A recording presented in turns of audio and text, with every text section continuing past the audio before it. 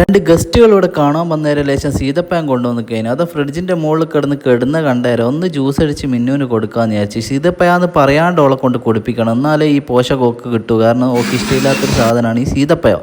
വളരെ കഷ്ടപ്പെട്ട് കുരു കളഞ്ഞ് ഈ ജ്യൂസ് ഞാൻ തയ്യാറാക്കിയിട്ട് ഫ്രിഡ്ജിൽ നല്ല തണുത്ത വെള്ളം ഒഴിച്ച് മധുരയിലേറ്റ് പിന്നെയും ലേശം പഞ്ചാരയിലിട്ട് നല്ല രീതിയിൽ അടിച്ച് ഓക്ക് സർപ്രൈസ് ആയിട്ട് കൊടുക്കാൻ വേണ്ടിയുള്ളൊരു പ്ലാനാണ്. അതൊക്കെല്ലാം അങ്ങനെ ഉണ്ടായിരുന്നു. എനിക്ക് ലേശം ജ്യൂസ് എടുക്കട്ടെ?